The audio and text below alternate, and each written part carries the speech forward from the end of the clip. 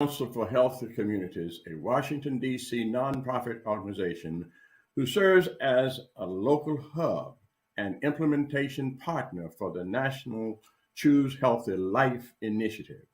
The program is addressing the corona pandemic along with other health disparities. Is pleased to welcome you to today's virtual panel discussion and community conversation, the quest for spiritual direction in a pandemic, finding the new normal. This broadcast is quite timely in the light of the already altering of cultural, social, and economic lifestyles by the virus. We can expect prolonged systemic changes in the new normal as we observe the influence of the impending coronavirus variants such as Delta and Omicron. The broadcast is designed to provide an overview and give an update on the status of the coronavirus and efforts to control it, with particular focus on the faith community. The faith community is gravely impacted by the effects of the virus, and faith institutions must play a critical role in reaching culturally relevant populations. In addition, we recognize the importance of the partnership between faith and science as we begin to bring to bear all resources to protect our community from the dangers of the diseases. As a member of the National Clergy Council of Choose Healthy Life and chairperson of the Leadership Council for Healthy Communities, we are grateful to all of our partners and participants who share in this program activities. We are grateful also to the sponsors, supporters, and presenters who will provide their expert gifts and talents. And now, let us get this exciting evening started with a short video entitled No Regrets.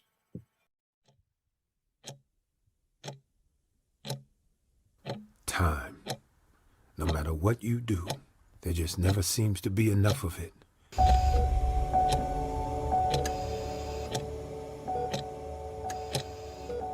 And it's the one thing you can't get more of. You know, usually what we envision for our lives may not be what God has planned for us. As the greatest once said, don't count the days, make the days count, because tomorrow's not promised. I learned this the hard way.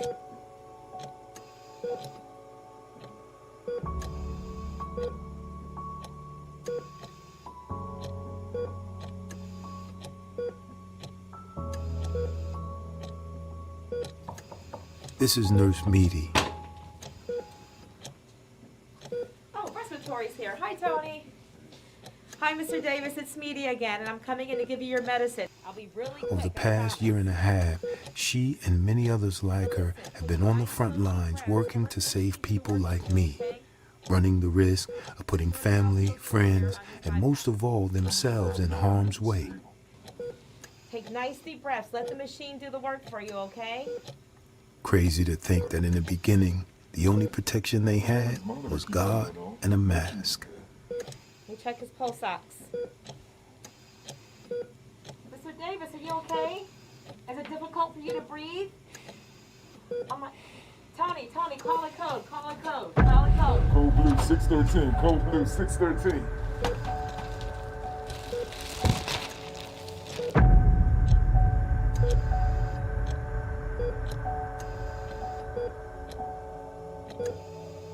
Who am I?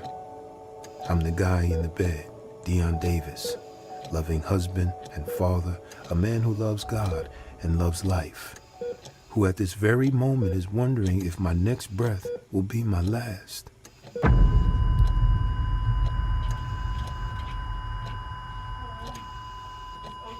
I always heard people say you should live life with no regrets. And for the most part, I have. But I've spent these past few days in this hospital room, just me and God, and things aren't looking great. So I came up with a list. Okay, everybody, clear. I have no regrets marrying the love of my life. She is my ride or die, and I've enjoyed every minute of the ride. It's the dying that I'll regret putting her through. And one more time, everybody, clear. I don't regret any of the sacrifices I made to ensure a good life for my family, or the time I spent with my son, taking him to school and being his best friend. I do regret that I may not be there for him when he walks across the stage, or marry the love of his life. Listen, there are plenty of things I regret. But right now, in this moment, when time seems to be running out, my biggest regret is not getting vaccinated.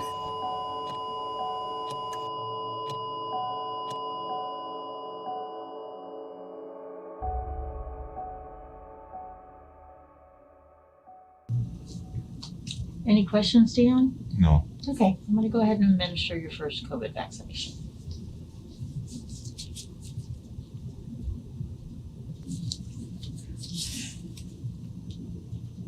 That's it, huh?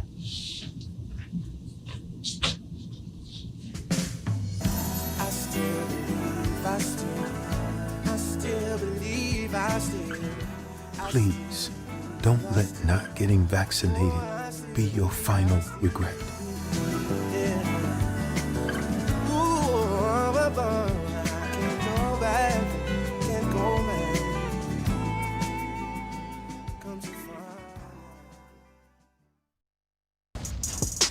Leadership Council for Healthy Communities presents The Quest for Spiritual Direction in a Pandemic, Finding the New Normal.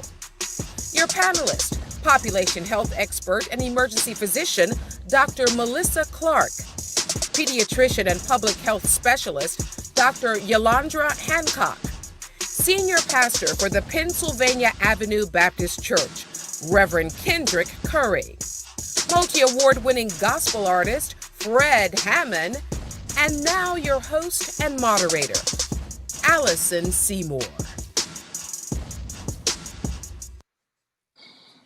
Good evening, and welcome to this virtual summit and this community conversation, the quest for spiritual direction in a pandemic, finding the new normal. It is my pleasure to be with you this evening. I am Allison Seymour, and I'll serve as your moderator tonight.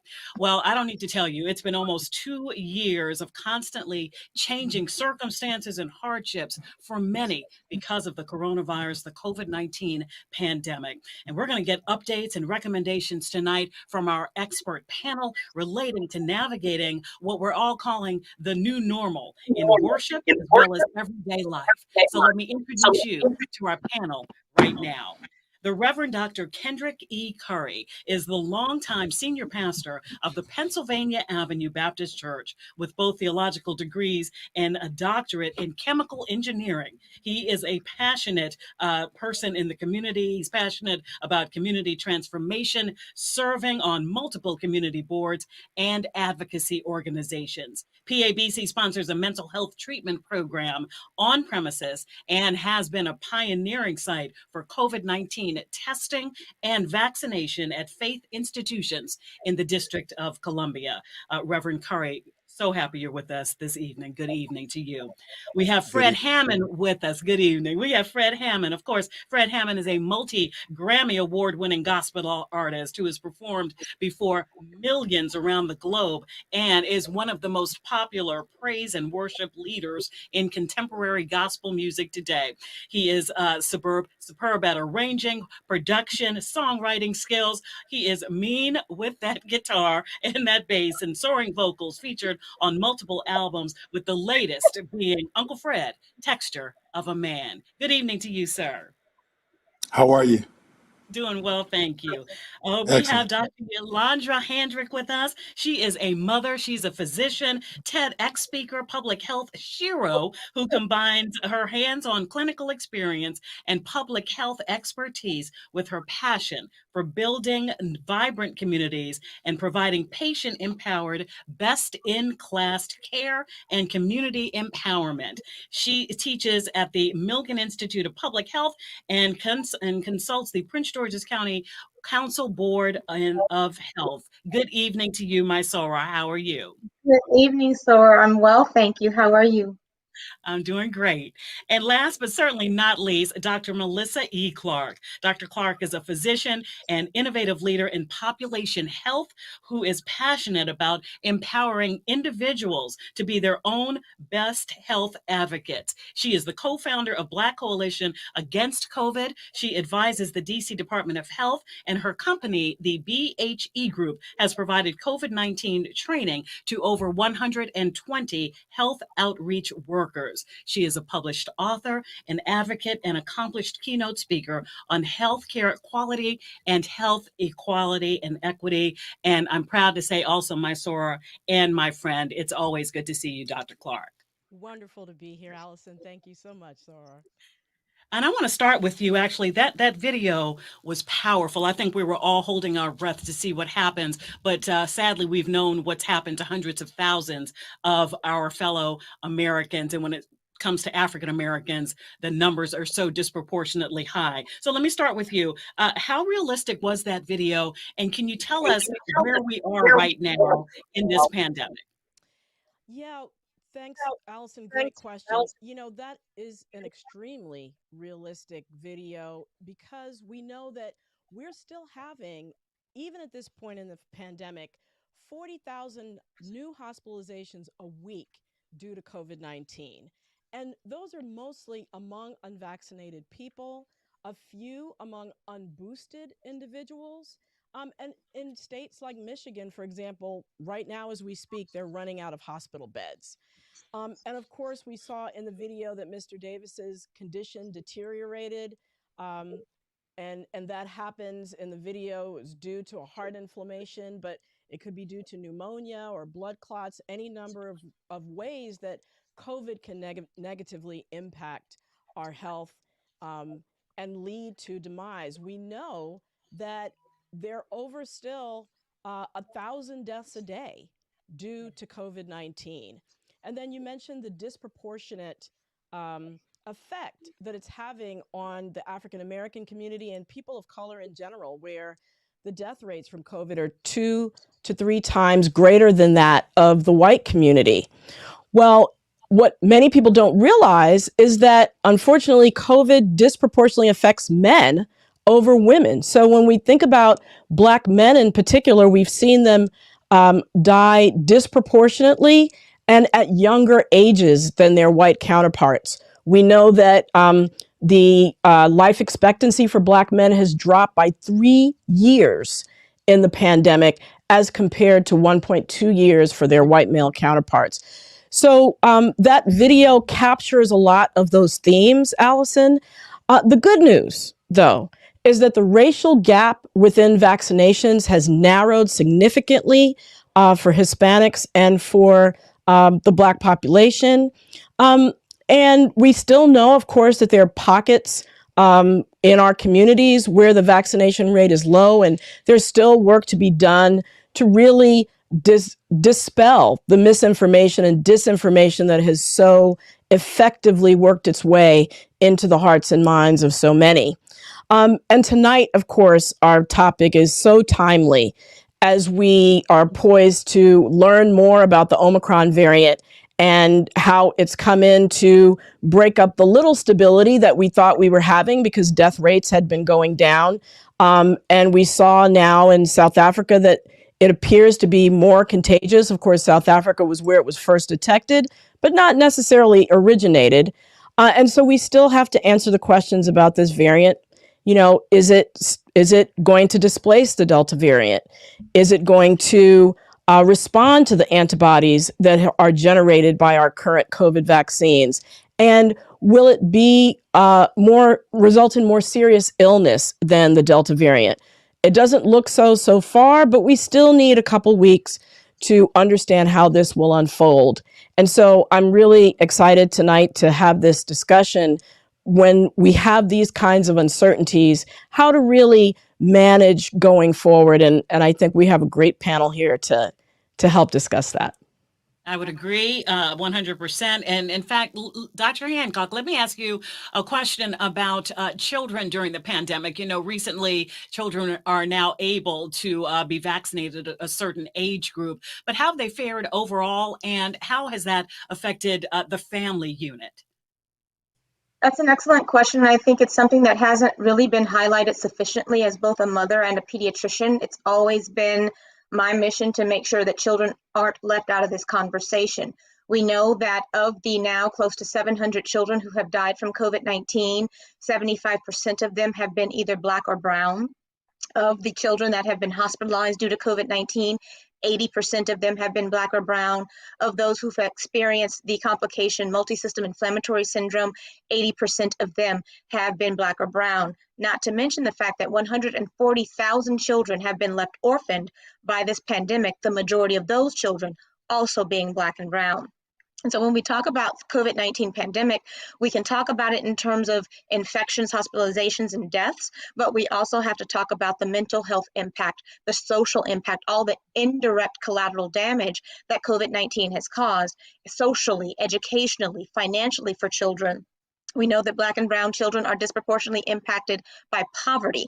And when money is funny across the country, it's funniest in Black and brown communities. When we look across the country, those who are most impacted have been our minority children. And a lot of the risk factors associated with it have not necessarily been chronic diseases in the way that the media has portrayed it. It really has been what we call the social determinants of health, where a child is born, grows, learns, lives, works, plays, prays, and ages that facilitate risk. So how healthy is this child able to eat? What do their parents do for a living? Majority of Black and brown people, 75% of us, did not have the luxury of working from home. We kept this country running. And because of that, we brought that risk home to our children. Wow, and you're right. It needs to be talked about. It needs to be talked about more. Fred Hammond, let me get to you, sir. You know, we were with you when we heard the news that you had indeed yourself come down with COVID-19. I want to say I'm so happy that you are well here with us today, in great form, great spirits. But I do want to ask you about that journey and also how it's affected your faith and your ministry. Well, to be honest with you, I had it twice. Second time, I didn't announce it. The first time was light and felt asymptomatic, except for a little breathing issue here and there. But I was praising God because I lost a lot of friends by that time. But the second time in June, when I had it, it made the first time look like a Sunday school picnic. I couldn't breathe. I had a horrible cough. It developed into bronchitis, into pneumonia. I didn't have to go to the hospital because it didn't get as severe, but it was bad enough for me to know that it was bad. But I believe, and with all the controversy out there, because in the gospel community, we just lost an individual who was totally against vaccination. We just lost him yesterday. Marcus Lamb from Daystar Network, the president and owner of Daystar Network, passed, and they were advocates of not getting the vaccination. So they're coming under fire now. A lot of people are talking about them. But I think that because I was vaccinated, that it would probably save my life. You have to believe God. When I heard the news the first time, it was really at its fever pitch. I think it was about maybe 180,000 people or something like that had it. And they said by December, 400,000 people will have it. And it would. And so we were getting all the news. So by the time the doctor said it, I was out and about. And she said, just go home. and just keep me abreast of what's happening. But you really have to trust God. But here's the thing about it. I'm one of those. I'm a very realistic Christian. I'm a very realistic believer. Not very religious. I'm a believer, and I understand things happen. Now we trust God, and we pray, and we make sure that we have our faith intact. But a lot of my faith leaders, brothers and sisters, checked up out of here praying, and they didn't have the knowledge on what to do, what to take, or they didn't take it serious. We've seen a lot of pandemics and epidemics, and we've seen a lot of things, bird flu and swine flu, but nothing has affected people like this. And I wonder, how do, you know, when are people going to get it? I think that we're trying to get it in the faith-based community has really stepped up. My church, as Bishop Jakes, he's very into vaccinations and precautions, and I just tend to think that sometimes there are some people that are so heavenly minded that they believe God is going to just do it all, and they have no trust in the government, and they have no this, and they just say, well, I'm just going to trust God. Another friend of mine just lost his wife. She wasn't vaccinated in September, and she was only like 48, 49. And I I understand how people can think, and I'm not one of those people that force people out to say, y'all need to get it, you need to do it. I don't preach it to anybody. What I tell people is I lead by example. I knew 11 months. I've been a heavy guy for a long time, you know, and I knew 11 months when they said it. They said, we're going to have a vaccination. I knew I was going to take it, and I knew my family, we were going to take it. I was just waiting for it to show up. And I wasn't going to have no arguments, and I wasn't going to talk about it. But my faith led me to be able to say, you know what, I'm going to trust medicine. I have 3 spirit-filled doctors in my speed dial. They're on 24. I can call them for anything. And I asked them, and they said, it's safe, Red. Don't believe the foolishness. It's safe. And I trust them with my life for real. And they deal with everything about my blood work and everything else. So I didn't even have any other thoughts about it. I'd like to know how many people have a real doctor in their corner that they can really talk to, or how many people's doctor is Facebook, TikTok, and Instagram, where they got to figure out, what they want. They want to hear what they want to hear. You can find it on the internet. Whatever you want to hear, you can research it on the internet. But I have these people in my corner, and I trust them as, number one, as doctors, and then I trust them as believers. So you got to do both. You got to have faith, but you got to do the work too. You really got to do the work. And Reverend Curry, let me ask you, let me bring you into this conversation, because there are some that say that, COVID was something that was sent by God as a punishment for what's going on right now in society. Also, and Fred said it so eloquently, some who say, well, God will take care of me, or is this against God to do the vaccination? How do you talk with people in your flock, and also in the whole city, because you're really serving the whole city when it comes to information about how valuable the vaccine can be? Well, thank you for the question, Allison, and certainly this is a very powerful one. Of this pandemic, it's really hard to say that God sent the coronavirus, but with the magnitude and the impact of this pandemic, people of faith oftentimes find themselves recognizing beyond a shadow of a doubt that God has his hand in this. So I look at the situation, and my focus is less on whether God caused it or sent it. And my focus is really on that God is sovereign and God has allowed it. And that is one of the primary messages that I carry around, even unto the city itself. because I've seen not only the detrimental effects of COVID-19, I've seen some positive effects as well. We may look at a situation and begin to see, quite frankly, across the city, how people have had to improvise, adapt, and begin to find new ways of dealing with things. How have we dealt with them? Well, we've had to improvise. Once we had to learn to wear a mask, and once we had to learn to sanitize our hands, and once we had to learn to find ourselves dealing with situations where we're socially distancing. This is new stuff. And people were saying this is all a punishment from God. I'm like, no, not necessarily so. But even if you look at it as something that God has allowed, how do you find yourself beginning to handle this situation? And what I said, just take, for example, look at the businesses that have closed. That may seem like a negative. But then look at, on the other side, how we have had the beauty of being able to sit outside and eat together, and outside with new restaurants that have been created and all along. So what I share with our people is that we have faith, we trust in God, we believe in the science, and understand that we too will get past this, because this too shall pass.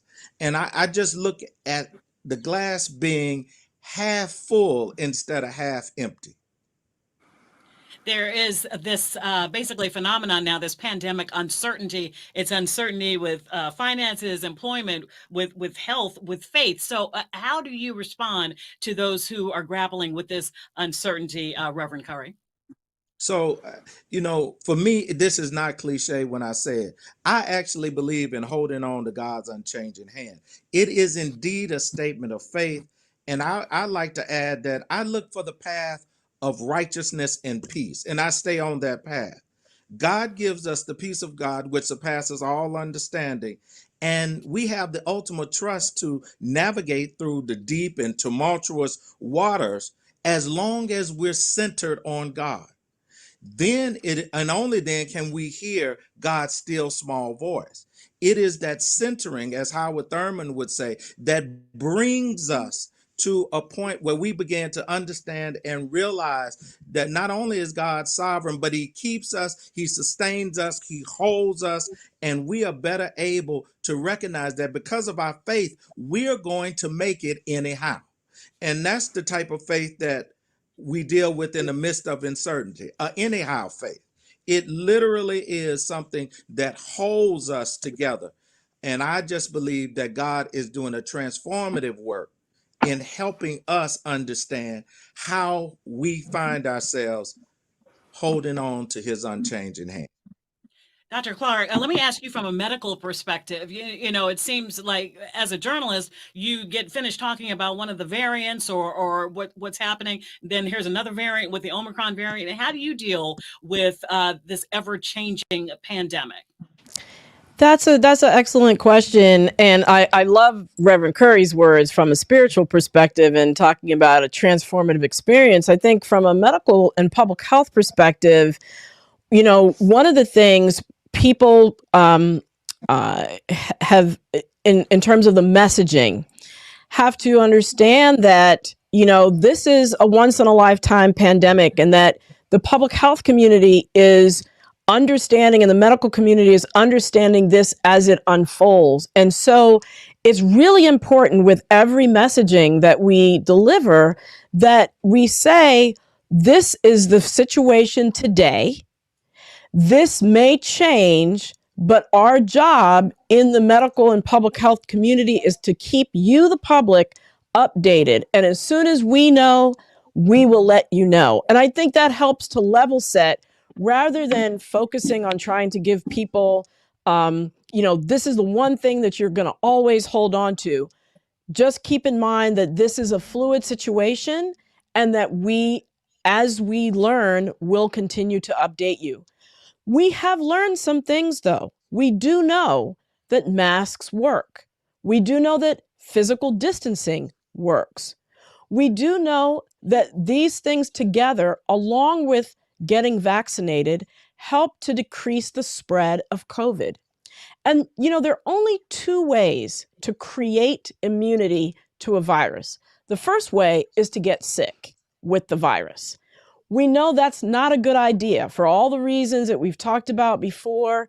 Thank God with Fred's Hammond's journey that he was able to navigate that successfully. But we know for many people, it doesn't turn out well when that is the way to get immunity. And there's also long COVID, even if you do survive. With vaccination, it cuts down on the risks of hospitalization, it cuts down on the risk of death, it cuts down on spread, and it cuts down on the risk of getting long COVID. It is a much safer way to build or to create the antibodies and have them at the ready in case you do get exposed to COVID. And don't get me wrong, it is extremely important to be as healthy as possible, but it's not a guarantee. We do know that 10% of people hospitalized due to COVID have had they're healthy prior. They had no underlying conditions. And we also know that being healthy and getting COVID, it might cut your risk of hospitalization, but it doesn't cut the risk that you'll spread it to other individuals in the community and your loved ones and your family.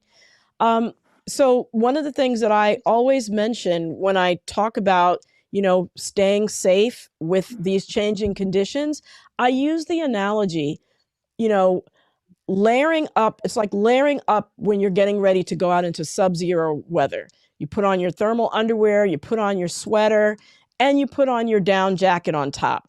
Those layers are like physical distancing, mask wearing, and vaccination. And you fare much better. You might feel cold, but you're not going to die of frostbite or hypothermia as if you would if you went out into those same conditions without any layers on at all. So I think in summary, we do know what works from experience in this pandemic, but we always need to keep in mind and keep our ear to the ground because conditions are changing. They're ever changing. And Dr. Hancock, let me ask you, it's scary for adults. How do we even begin to talk about what's going on with children? What is the messaging? I know it's different for different ages, but how do you say it's going to be okay when you're not sure it's going to be okay?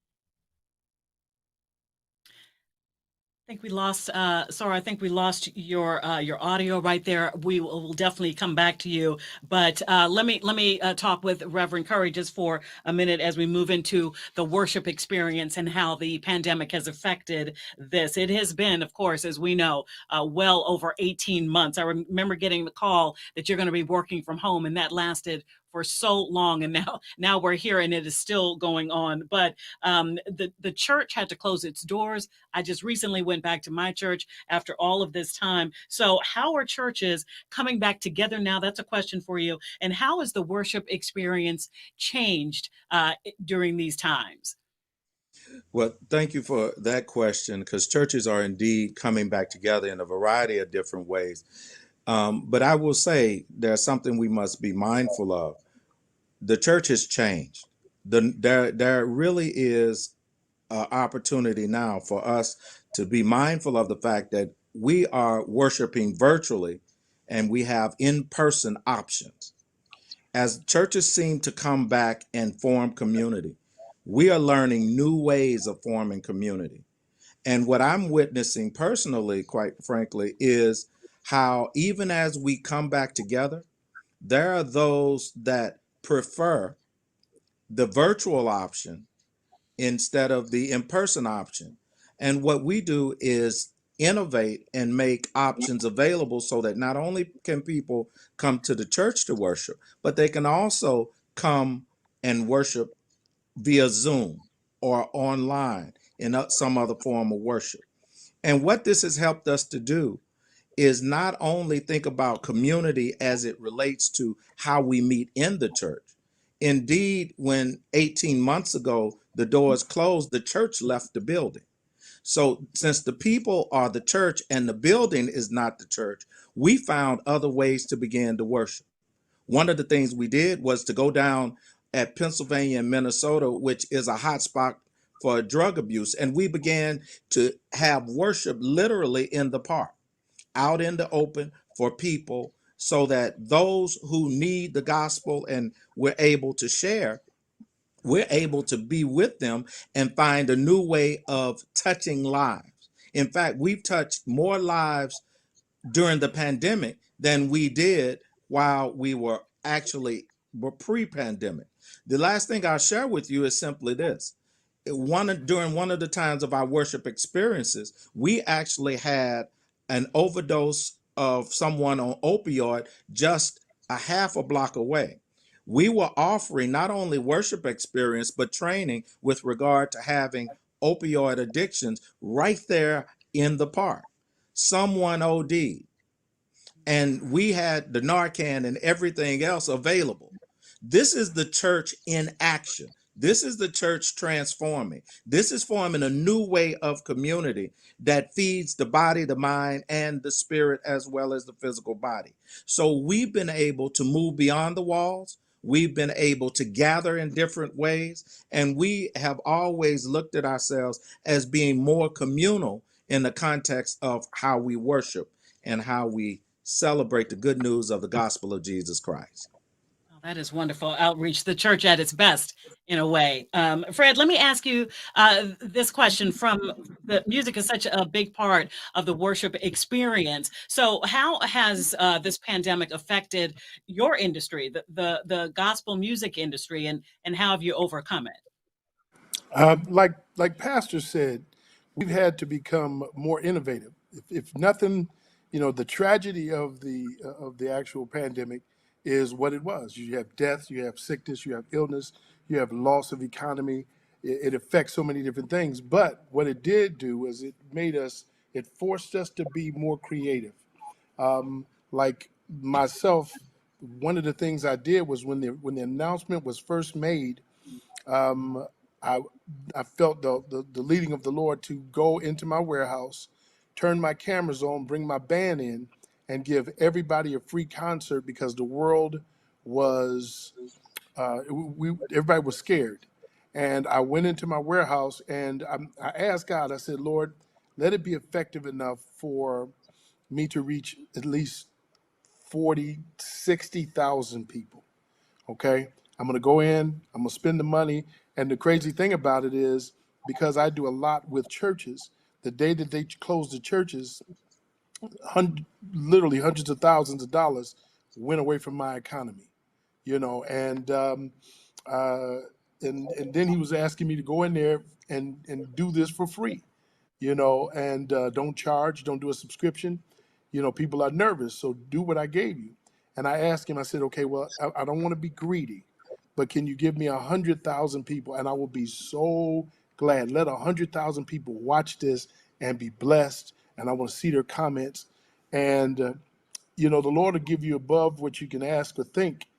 1.3 million people logged on to listen to the word sung in praise and worship. So we had praise and worship right there in my warehouse, and that became a catalyst.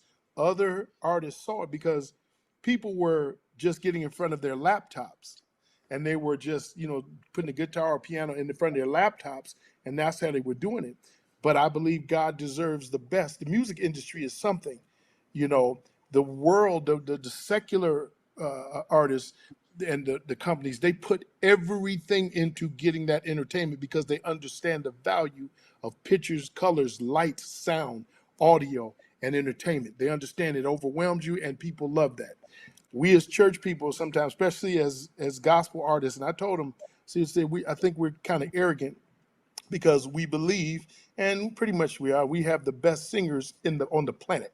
Gospel singers, hands down, are the best singers on the planet, no holds barred. But we tend to run behind that and act like we're really suchy much. And we think we just get in there and do some runs and that's it.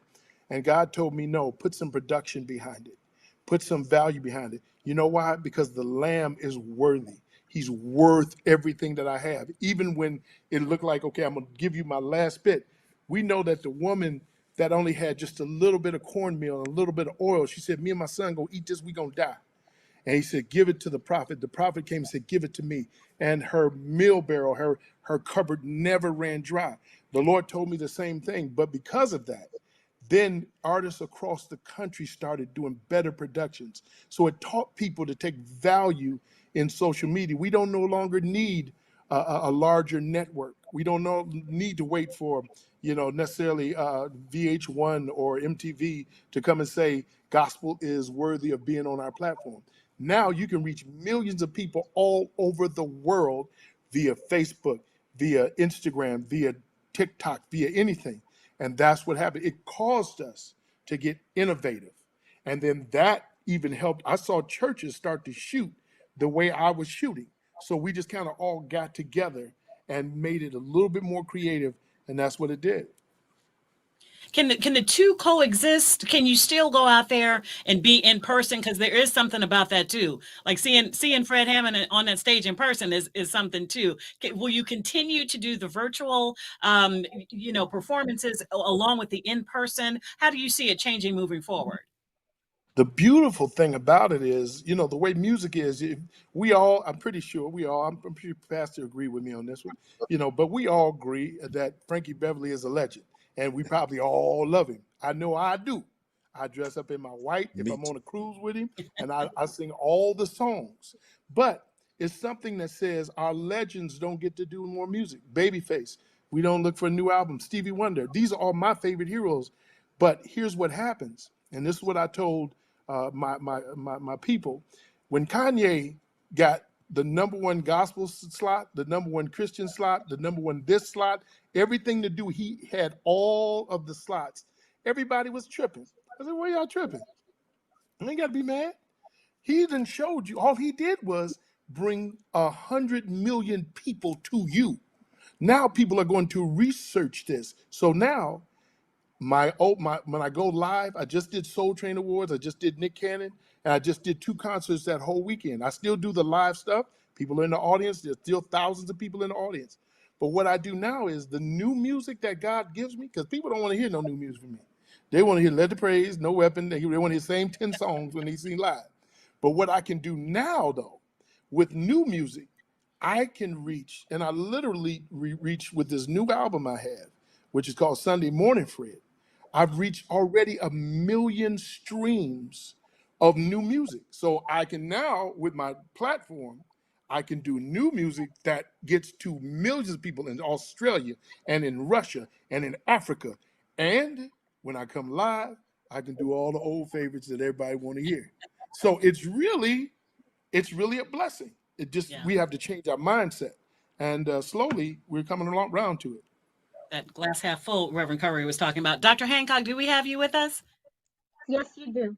Okay, so I wanted to ask you two questions here. What's the best way to talk to our young people about the uncertainty of what's going on? What's the best approach? And also, Fred was talking about the virtual concerts, but now we're starting to gather also in person. And what are your feelings about that as we start to come together again as a society? In terms of how we address the uncertainty of the pandemic with our children, the first place to start is with having a clear understanding of what they know. We as adults often make assumptions that children either don't want to know or are not engaged in a lot of this information. And from the beginning of the pandemic, what ends up happening is children are left to their own devices to make their own decisions and assessments about what's happening. Your prefrontal, your executive functioning, your prefrontal cortex does not fully mature until you're around 26 years old. So we even have some young adults who struggle through this pandemic without a clear understanding. As a mother myself, I have a 9-year-old and I had to follow my own advice. My little one, I remember one time clearly I was doing house calls to avoid patients having to come into the office. And one day when I came back home, she was just in tears and she said, "Mommy, how do I know you're not going to die from COVID?" And it was at that point that I recognized I wasn't doing what I was teaching. which was having conversations with my daughter. So the first thing we did was talk about, well, what do you know about COVID? What makes you scared about COVID? We did a scale of 1 to 10. On a scale of 1 to 10, how concerned are you about not going back to school? What do we need to do to bring that down to a 2, so that we not only had an assessment of what her understanding was, but what were some strategies that she came up with to help her navigate through it. For parents, grandparents, aunties, and uncles to just pretend like children aren't aware of what's going on is a disservice to our children, and it leaves them to stress on their own. It's important for us to have open lines of communication. It's also an opportunity to teach. Before I went to medical school, I was an elementary school teacher, so I'm sort of a perpetual teacher. And I use it as an opportunity not only to teach her about the immune system, she's had an opportunity to learn about clinical trials. She just got her COVID-19 vaccine yesterday. We talked through why she needs to get it, what the side effects would be, what medications and foods mommy was going to give her to help get her through the side effects. They're all opportunities for learning. In terms of navigating through this new space, especially as we're going, like little ones going back to school, prayerfully, I believe my church is opening up next week. Certainly I am concerned about large spaces. We know that COVID-19 and most coronaviruses have some seasonality to them, number one. Number two, we're dealing with now a new variant. We expect numbers to go up just based on the fact that we're in the winter, going into the winter months. But now when you add into it a new variant, it again provides me with some concern. But to Dr. Clark's point, this is a layered approach. If I decide to go back to my house of worship, which I plan to do, I will be masked up, I will be socially distancing, and when they say greet your neighbor, all they're going to get is a head nod. In a little polite wave, a church wave. Okay. Reverend Curry, let me ask you something. I'm just going to ask you plain, because this is something that Fred Hammond touched on too. How do you get parishioners, those in the faith-based community, to understand the science and to understand that it's not going against God, against whatever? How do you get folks to get this vaccine? What do you tell people? I've taken a approach of making sure that people understand the science. One of the things, in conjunction with Dr. Clark and others with the Black Coalition Against COVID, we ran webinars actually, and we have what's called a Black Church Edition, and we wanted to provide credible and trusted information to our parishioners so that they would begin to understand that the vaccine, all of the misinformation that they hear in the context of the community is just that, misinformation. And that in order to have a healthy, thriving community, we must find ourselves engaging in having dialogue. Another thing that we've done personally in our house of worship is we have actually vaccine teams that go out, that are armed with the information, that have discussions in and around what it means to be vaccinated and why one should be vaccinated. We often encounter those that have myths about why they should be vaccinated. But I asked one gentleman a question one day when we were out. I said, now, if you were to have an opioid overdose right here, would you question the emergency services that would come to get you? He said, absolutely not. I said, why would you not then begin to trust some of the doctors that you're hearing sharing the truth with regard to things?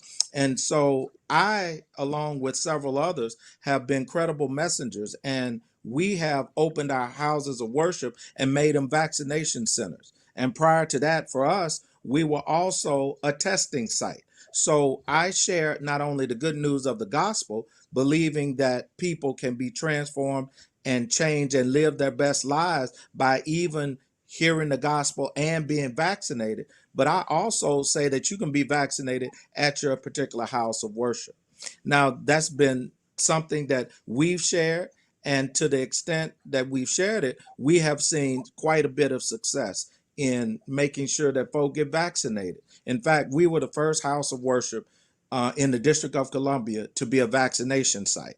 And what it's done is to be and help folk move to a point where they say, if you can get it, then I trust you. And so therefore I will accept the vaccination.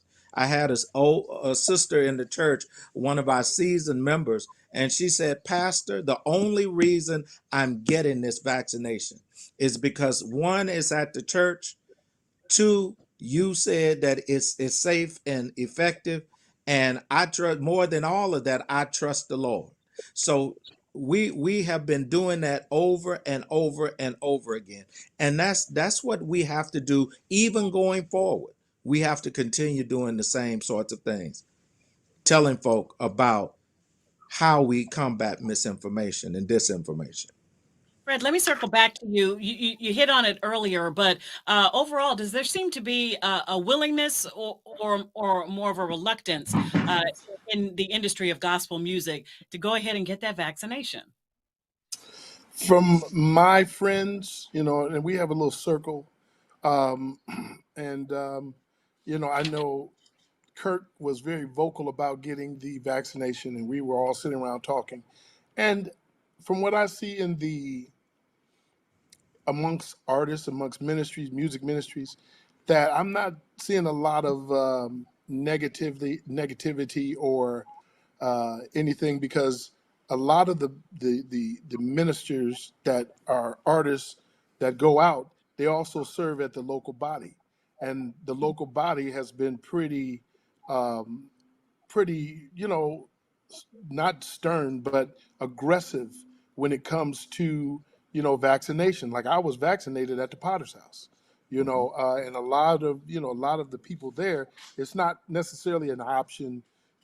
People just follow the leadership of their pastors. So I'm not seeing a whole lot of negative pushback amongst artists. Then there's the second tier of musicians that are somewhat, they can go, it's about 50-50.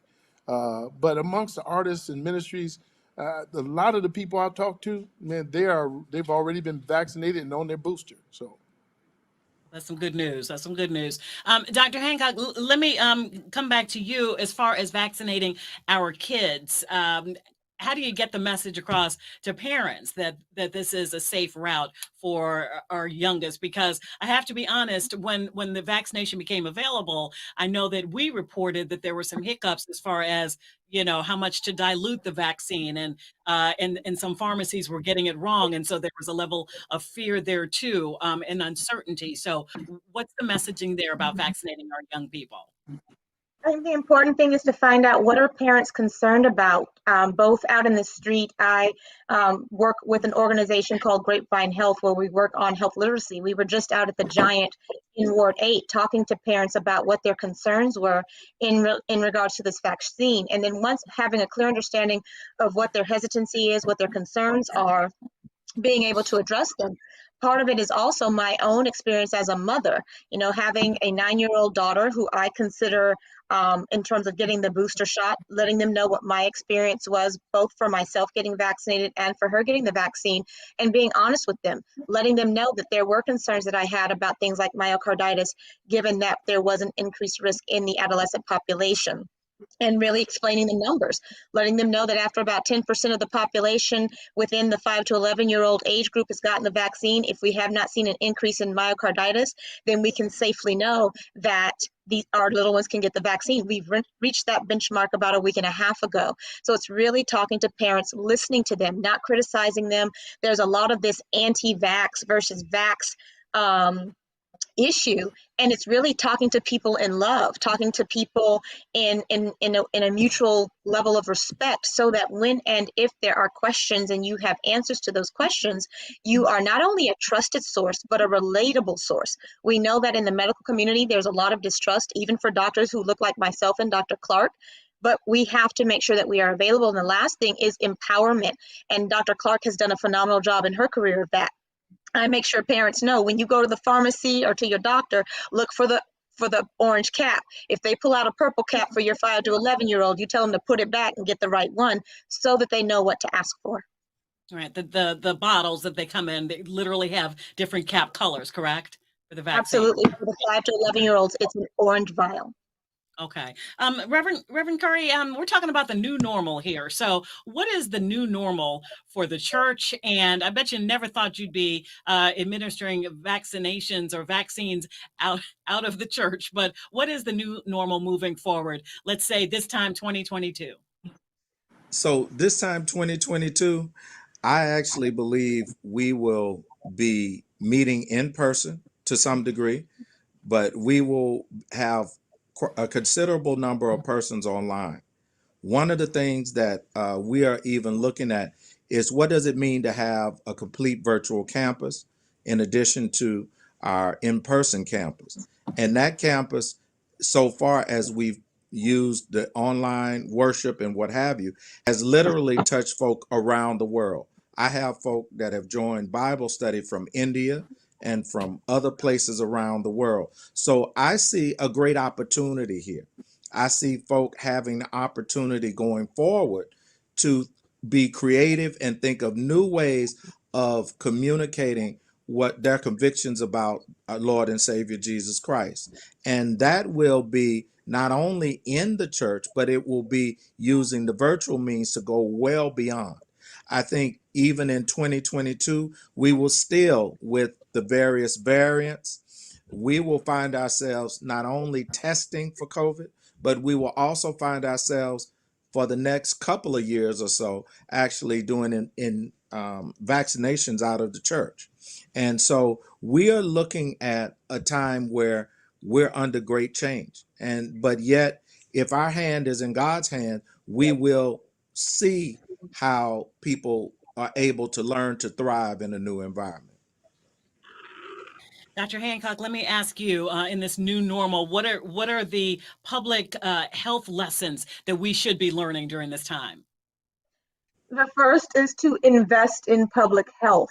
This pandemic has really revealed a lack of prioritization of public health infrastructure, both federally and at the state level. The second thing that we have now recognized, especially now with this Omicron variant, is that we are a global society. What happens in South Africa happens here in the United States. You can close the borders all you want to, but variants are going to show up. So it speaks to the need for equity, particularly right now in terms of vaccine equity and conversations around hesitancy and complacency in some parts of the world.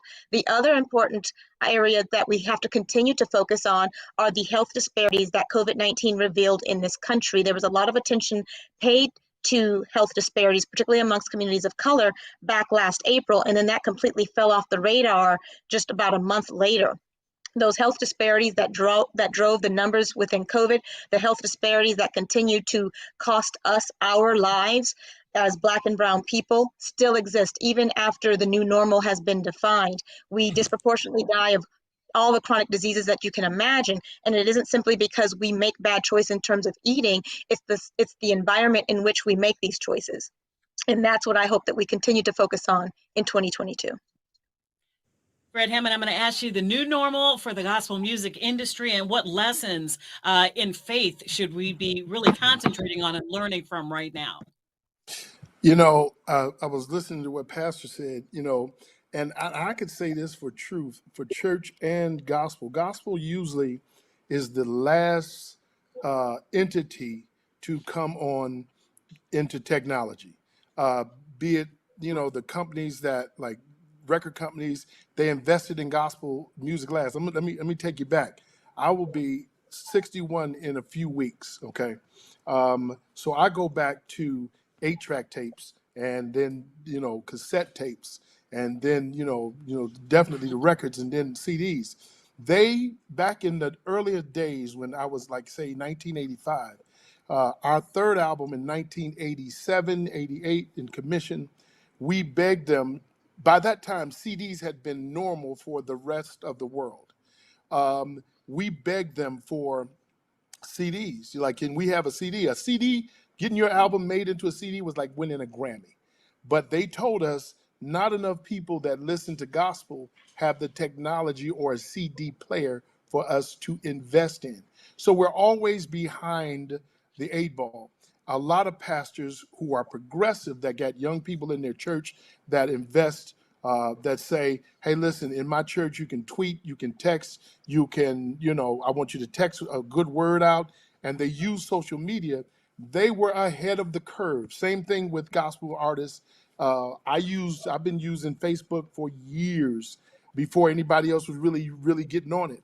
And but those that kind of came later, they found that they were behind the 8 ball, and they've had to catch up on technology during the pandemic. Now they've done it, like Pastor said. Now they have camera work, and they don't have to worry about paying for airtime. You can go on Facebook Live, you can go on this. So it's taught everybody to kind of that this is the new normal. It's never going back to the way it was. Tweeting, texting, live, it's never going back to the way it was. I tend to believe that the Lord, in allowing this pandemic to happen, the Bible says we know all things work together for good, okay, to those that love the Lord. So look what's happening. More people are getting the gospel than ever before. A local church that had maybe 1,000 members or 2,000 members, and they may be able to afford the Word Network or maybe some time on BET, maybe they would just reach a few thousand people. Now you can reach millions of people. The new normal is, it is now you're going to have to deal with social media, and that's the beauty of it. So out of a mess came a blessing, so just like Pastor said, that's the same for gospel. And I go back with you. I thank you for that concert at UMBC back in the 80s. Never forget it with Commission. Thank you so much. Dr. Clark, I'm going to give you the final word of the evening when I ask you how all of these different communities, the faith-based community, public health, emergency medicine, the medical, how has everything worked together right now in this new normal? And what would you like to see moving forward? God forbid that we ever be in another situation like this. Well, we've heard some wonderful things tonight, and I think the key is transformation, right? We're in healthcare undergoing transformation as well. The COVID-19 pandemic, as Dr. Hancock talked about, has exposed, shown a bright light on the disparities that exist in society and how they play out in the communities of color, including the Black community, in terms of susceptibility to infection, the underlying conditions that we have, which are brought about by food deserts, by unemployment, by poor lack of education and literacy and health, and all the underlying social ills that have given rise to health disparities. And we knew about these all along, but even people within healthcare have not really been adequately motivated to do something about it. And as healthcare is transforming, there's the realization that, hey, we need to partner with organizations in the community to do two things. To do what, for example, Reverend Curry mentioned, which I thought that was such a beautiful example of how training of lay people can come together to really influence somebody's health outcome. When he talked about the person who overdosed in the park and the fact that people in his congregation had training in how to use Narcan, those kinds of partnerships where the healthcare, public health infrastructure, and the medical community can partner with the faith-based community to do training and to prepare them to not just address COVID vaccinations and COVID testing, which they've been doing brilliantly, but also to start to tackle some of these health disparities that we're having. We've seen churches step up to the plate in terms of providing food in food deserts during this pandemic. There's no reason why that can't continue. I, in my company, the BHE Group, have been blessed to be able to work with the Leadership Council for Healthy Communities and Choose Healthy Life to train 120 individuals drawn from congregations around the country in how to address health disparities in the community. The churches are doing workshops. They're engaging people individually, and it's just those day-to-day interactions. When we train lay people in this information, in health information and preventive care, that you can tap your sister on the shoulder and remind her to go get her mammogram, or your brother on the shoulder and remind him to go get his prostate screening or his blood pressure screening. This is the power of the partnership between the faith community and the medical and healthcare community to address the most vulnerable in society. They say that when America sneezes, that means that Black America has pneumonia, right? We need to start to change that narrative by these innovative community partnerships, because I really believe that that can be the key to being impactful and transformative. Dr. Clark, thank you. Dr. Hancock, Minister Fred Hammond, Reverend Dr. Curry, thank you all. This has been a transformative evening. I've learned so much, and it's been my pleasure to be with all of you. Thank you again. Now, to close out our program, we are joined by Dion Gant-Bay from LCHC. God bless you and good night. Good night. Thank you, Allison. And what a dynamic and insightful exchange we've experienced. Thank God for the information shared on how to navigate our lives and communities in this new normal. I'm Dion Gant-Bay, and on behalf of the LCHC Hub, I'd like to thank our amazing moderator, Allison Seymour, Dr. Clark and Dr. Hancock, and the important information on the variants and vaccines, Pastor Curry for his wisdom for the church, and Fred Hammond, who has had a major impact in the gospel industry and my life personally.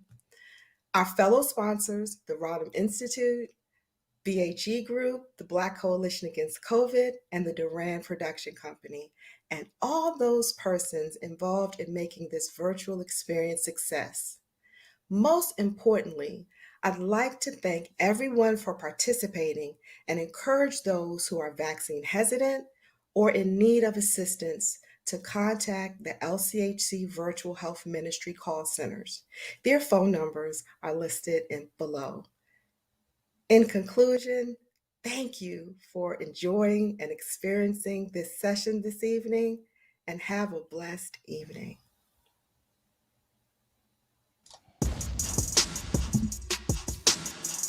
The LCH Hub thinks it's Choose Healthy Life Phase 2 Church Partners. Thank you for watching. Good night.